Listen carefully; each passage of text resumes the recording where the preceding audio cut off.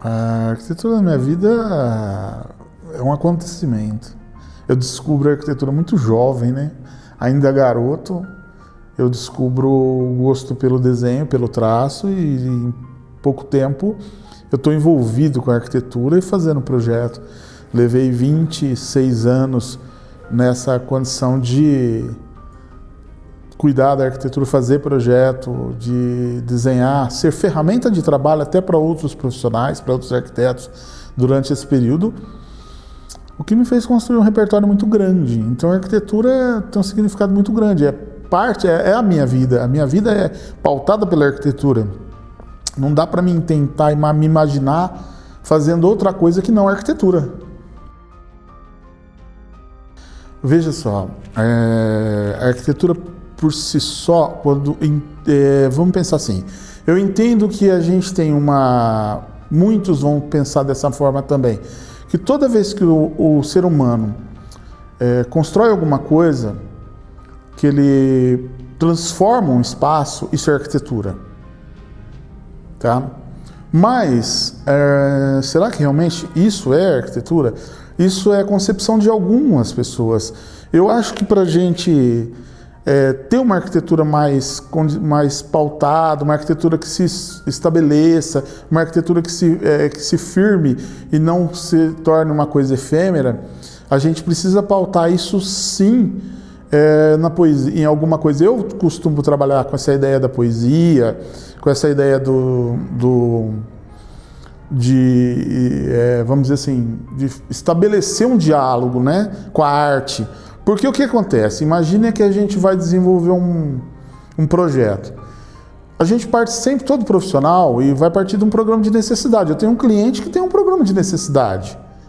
Tá, legal, a gente tem que cumprir o programa de necessidade. Ele em si não está muito preocupado se a gente vai ter essa condição de o projeto dele estar estabelecido em cima de um conceito, de uma arte, disso tudo. Muitas vezes se pautam e se colocam e usam como referência, é um conceito aberto.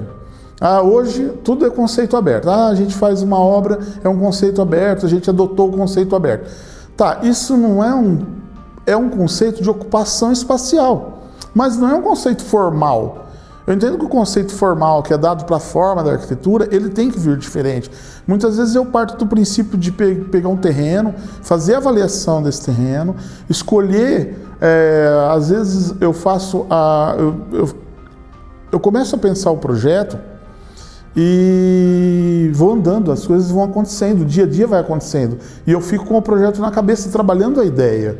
Muitas vezes até a análise do sol em cima do lote, a posição que o sol passa, ele me forma uma parábola, e partindo às vezes dessa parábola eu tiro uma alvenaria, uma empena, que vai me orientar o projeto todo, tá? Eu vou ter um projeto de um lado, a parte íntima, a parte social, a parte de lazer, todo orientado por essa parede. Então, de alguma forma, é poético isso. Tá? Então, quando a gente estabelece essa discussão da poesia, é em função disso, de que a gente tirou um elemento que não estava previsto. Foi durante o decorrer do andamento do pensamento. A gente andou, pensou, imaginou, foi criando. É lógico que todo momento a gente tem que estar preso às necessidades do nosso cliente, porque tem que cumprir o programa de necessidade.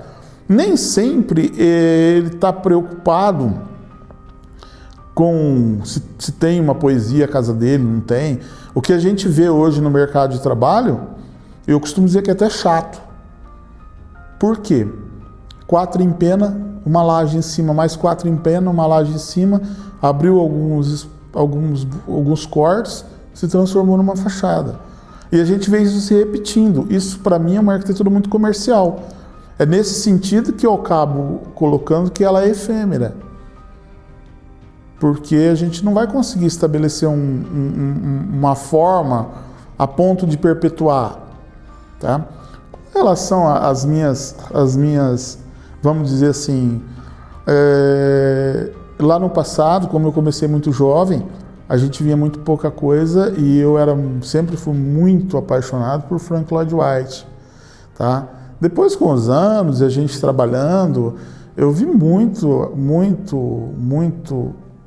arquiteto interessante, como Calatrava, como a própria Zaha Hadid. Zaha Hadid tem uma concepção orgânica que, se você observar, não é possível desmanchar.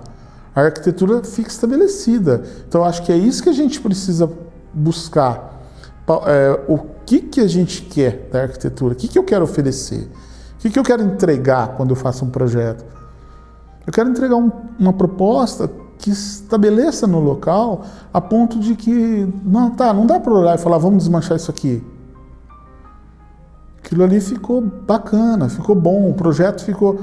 Às vezes eu parto de um quadro, de uma análise de um quadro, de uma obra de arte, e tiro elementos dali para espacializar no espaço tridimensional e me dá a forma, me dá uma resposta formal para a minha arquitetura.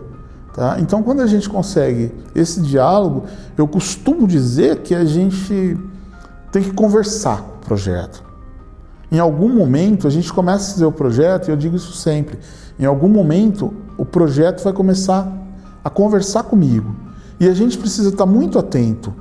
Eu não sei mostrar um projeto para o meu cliente que eu fiz em 15, 20 minutos no escritório. Eu posso sentar e fazer em 15, 20 minutos. Mas não é esse o projeto. Por quê? Porque aí tudo isso que eu disse para você com relação à arte, com relação à poesia, vai se perder. Então, olha que poético você pensar que a linha do sol te dá uma empena, que essa empena vai te orientar o projeto.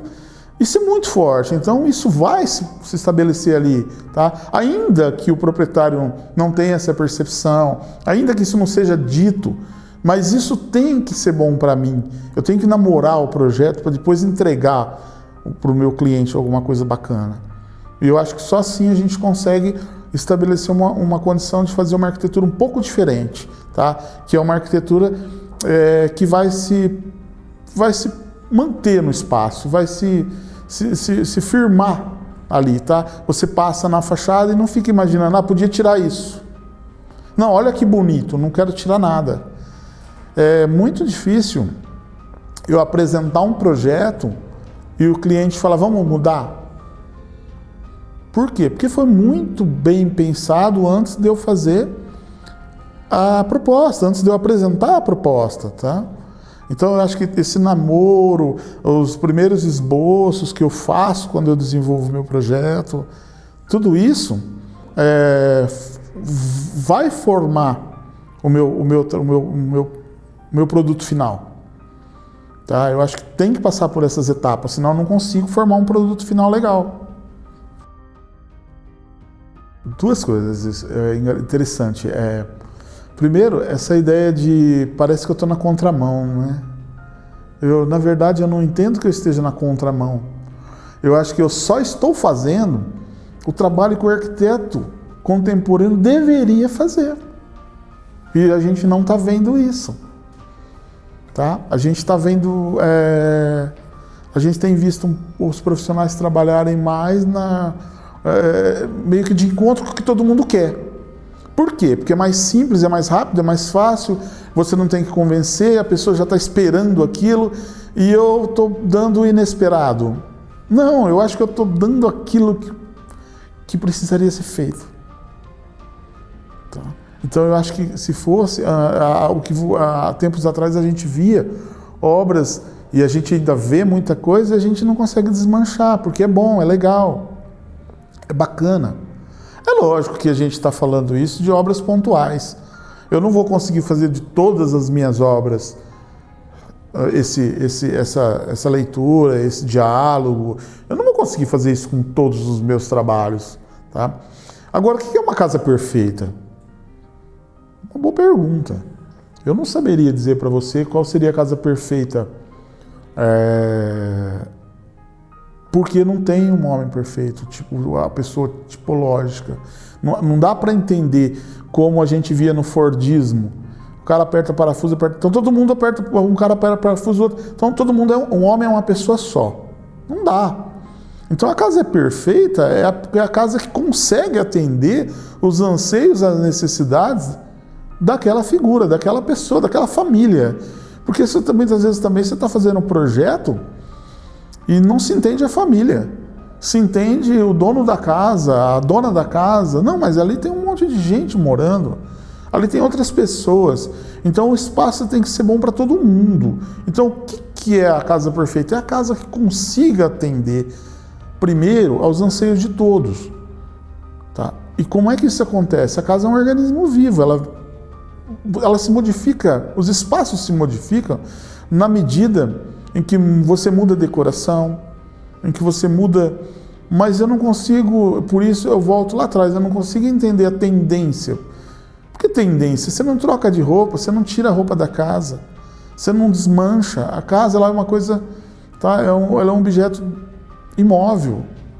Então você pode trocar de cor e com isso dar uma roupagem nova. Mas não de forma. Se a forma for uma forma boa, se a forma tiver um produto final bacana, equilibrado, que agrada aos olhos, você não muda a forma. É estranho você falar assim, né? Mas você não consegue ver, vamos citar um exemplo, a Catedral de Brasília com uma forma diferente. O que eu diria para uma pessoa que fosse procurar um projeto hoje? Um profissional, vai comprar um projeto. Quando você está comprando um projeto, você está comprando um produto final. E não aquilo que está sendo mostrado para você no papel. Eu acho que você precisa procurar entender qual é o processo adotado para se chegar ao produto final. Como que são as etapas? Como é que aquele profissional trabalha? Ele vai no teu terreno, ele vai fazer a leitura do local, ou ele vai entender que o teu terreno é como uma folha de papel em branco na prancheta? Qual é o processo construtivo?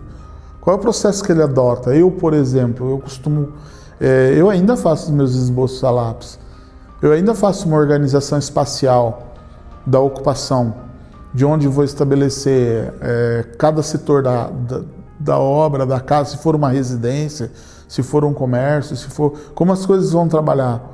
Eu ainda gosto de fazer o desenho, de fazer os meus primeiros esboços a lápis, porque eu entendo que o tempo do desenho à mão começa a propiciar toda essa história do que eu te disse do diálogo, do projeto com o profissional. O que a gente vê muito, o mercado, por conta dessa demanda e da correria, o que a gente vê é um mercado muito tecnológico, não que eu seja contra, pelo contrário, a gente tem que acompanhar.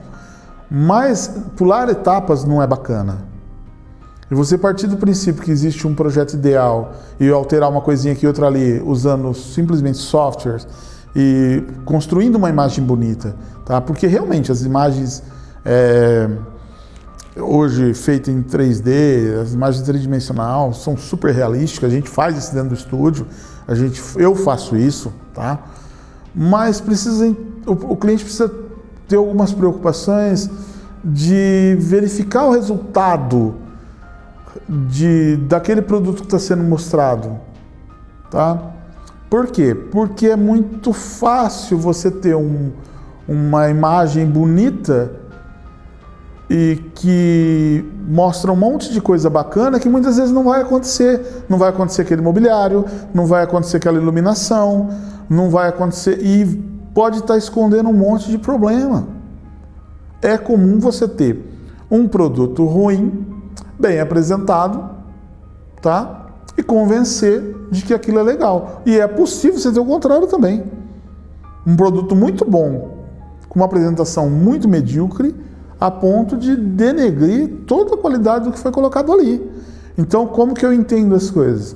Principalmente para o indivíduo que não tem esse olhar crítico, não tem essa vivência, não tem...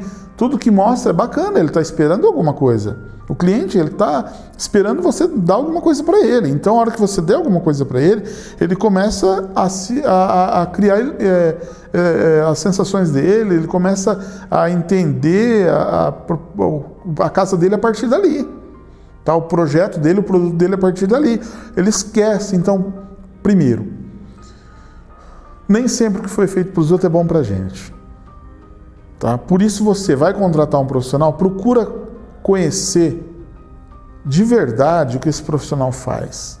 Procura conhecer o trabalho, procura ver o que está pronto, procura entender o processo criativo que ele adota para fazer a sua obra, para cuidar do seu produto, do seu projeto, seja ele da sua residência, seja ele do seu trabalho, seja ele uma decoração, não importa. Qual o processo que foi adotado? A gente precisa entender isso. Segundo, tem que confiar no profissional. Você tem que contratar um profissional que você confia. Por quê? Evita pensar. Ah, porque eu vi uma coisa bacana, não sei. Tá, mas às vezes aquilo realmente está bacana. Mas lá, se você tentar enxertar aquilo no outro espaço, o que foi visto num lugar, na sua proposta, pode não encaixar. Então o que é bacana? Dá liberdade para o profissional fazer o trabalho dele. É lógico que faça as suas avaliações com os seus critérios para que você tenha o produto que sirva para você. Mas não fique pensando, tentando enxertar uma coisa daqui ou dali. Tá? Tudo aquilo que a gente vê tem que ser referência. Pode servir como referência, mas não um enxerto, não uma coisa enfiada a ferro e fogo ali. Então o teu profissional precisa ter repertório.